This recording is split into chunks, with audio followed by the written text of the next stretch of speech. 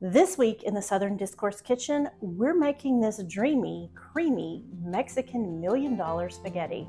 So let's get started. Hi, I'm Stacy and welcome to my kitchen. Now I know you've heard of the original $1,000,000 spaghetti recipe. Today we're going to take it up a notch like we always do, and we're going to add a little Mexican flair. So if you've been looking for a recipe to take to a potluck, to feed a crowd, or just to do something a little different for Taco Tuesday, your family is going to love this version of this baked spaghetti casserole. So let's get started with these ingredients. We've got green bell pepper, onion, 16 ounces of pasta. We've got a block of Colby Jack cheese, cream cheese. We've got taco seasoning and garlic. You can see we're not shy on the seasonings here. Tomato paste, can of corn, a can of black beans, ground lean beef, sour cream, and some diced tomatoes and green chilies. So we've got our oven preheating to 350 degrees. And while that oven's getting warm, we're gonna go ahead and cook our pasta. We want some generously salted water because this is gonna be what flavors our pasta. We're looking at about a tablespoon of salt. So when your salted water comes to a full boil, you can go ahead and add your pasta. I'm gonna break mine in half, just so that I make sure it all fits in to the water. You don't have to do it that way if you don't want to. The pasta will cook and all of it will eventually get down in the water, but this is just how I like to start. And it does make eating the spaghetti casserole easier when it comes time to gather at the dinner table. So while our pasta is boiling, we're gonna go ahead and prep our other ingredients.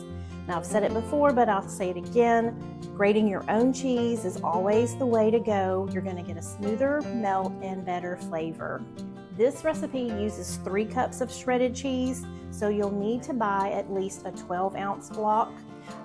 If you can't find that size, a 16-ounce block will give you 4 cups of grated cheese, but you don't have to grate the whole block.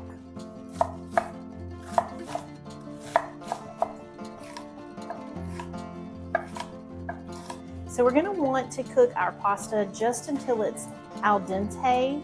So we don't want it to be too soft. There will be instructions on the back of your pasta package for that. The spaghetti will continue to cook as it's being baked in the casserole, so we don't want to overcook it at this point. So we're going to take ours off the stovetop and we're going to drain it in a colander in the sink. Now we're moving on to browning our ground beef. We've got it on the stovetop, and you know I'm using my favorite ground beef tool. It just helps break up that meat so easily. I'm gonna link it in the caption because you're gonna want one while you're making this spaghetti. So when our beef is about at this stage, we're gonna go ahead and add that bell pepper and onion that we chopped earlier. And these vegetables are gonna cook down while the meat is browning, and it's gonna flavor it. So when our beef is brown, we're gonna go ahead and add taco seasoning to the mix. Now I used a very lean ground beef, so I didn't have any meat drippings to drain away. But if you've used like an 85-15 meat to fat ratio, then you'll probably want to drain your beef before you add your seasonings in. And we're going to add in those diced green tomatoes and green chilies. And now we're going to add in that tomato paste. We're going to fold that tomato paste in. I've almost forgotten my garlic again. Usually I add it with the tomatoes and peppers, but it got left out, so we'll just throw it in now. And we're gonna add some drained canned corn and some rinsed and drained black beans. Now look how bright and colorful this is. It smells delicious. If you want to use your own taco seasoning, you can. If you don't know how to make it from scratch, I'm going to include a recipe for taco seasoning in the comments. Now we're ready for that layer of $1 million spaghetti that makes it so good. So this is the creamy, cheesy middle layer.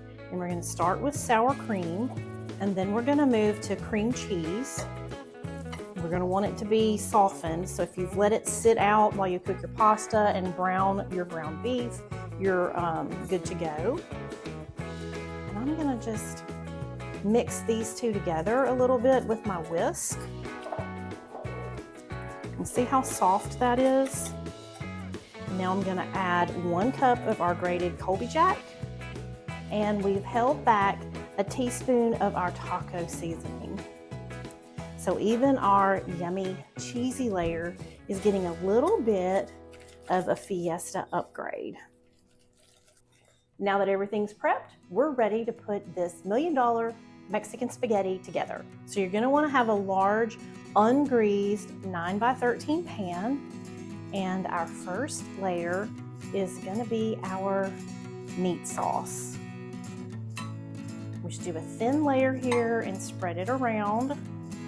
Now for your meat sauce, you can use a ground turkey if you like. You also can leave out any of the vegetables that you think your crew may not enjoy. So the corn or the beans or even the bell pepper.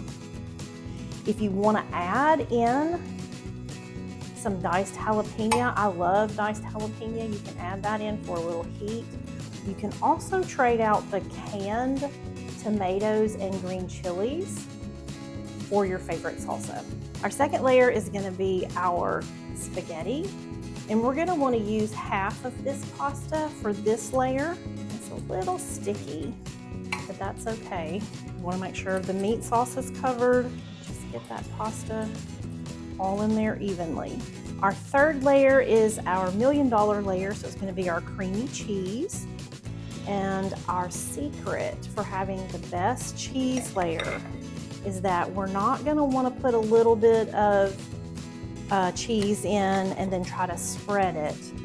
You're going to want to add all of the cheese mixture in large dollops across your pasta bed. And what this does is it allows you to just connect your dollops instead of having to try to work the cheese from one end of the casserole to the next. We're not having to fight mixing all of the ingredients there together. We get a nice, even, solid cheese layer. And our next layer will be all of the rest of our pasta, and then the rest of our meat sauce. And you can do the meat sauce just the way you do the cheese sauce, work in dollops and then connect those dollops instead of trying to spread it across the top of the pasta. So we're gonna wanna work to cover up all of that pasta so that when it bakes, all of that sauce and juices gets down in there and it keeps the pasta tender. Any pasta that is exposed is just gonna bake up crispy, and that's not what we want. I'm gonna come in, I'm gonna fold up a clean paper towel, and before we top this with cheese, I'm gonna go right around the edge.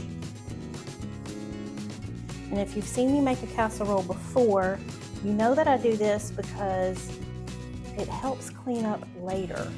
Any kind of sauce or meat or good veggies that are stuck to the side of the pan like this, they're gonna bake on pretty hard and they're gonna be hard to remove later when it's time to do the dishes.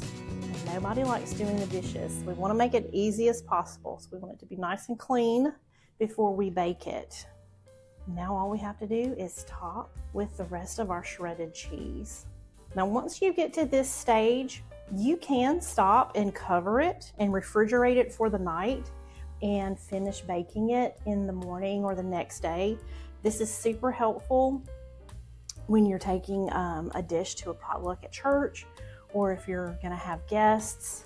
You can do all your prep the day before, and then you just have to bake when you're ready to eat. All right, look at how good that looks. We're gonna pop this into our preheated 350 oven and we're gonna let it bake for 30 minutes. All right, so we've pulled this casserole from the oven. I want you guys to look at this cheese. I wish you could smell it. It is so delicious. And let's talk about some serving suggestions, because I want you to be able to get these nice squares and see these great layers if that's what you want to do. So if you're wanting to have the squares and the layers, you're going to need to let your casserole sit for about 5 to 10 minutes before you slice it up. If you don't want to wait that long, which I totally get, just grab a spoon and let everybody scoop out the parts that they like. And look at that cheesy layer. It's going to be so soft and creamy. It's just going to be Taco Tuesday, but on steroids, and you guys are going to love it. So y'all, I am not kidding. If you are looking for your next potluck recipe, one that everybody's going to want the recipe for, or you're looking for something to make for family game night, a family reunion, or even when you invite your friends over to dinner, you are going to want this recipe. It's everything that you love about $1 million spaghetti, but with a Tex-Mex upgrade. So if you like this recipe or recipes like this, then don't forget to subscribe, not just to the YouTube channel, but to southerndiscourse.com, where I'm always cooking up the Southern food that you know and love. From the kitchen to the table, I've got you covered.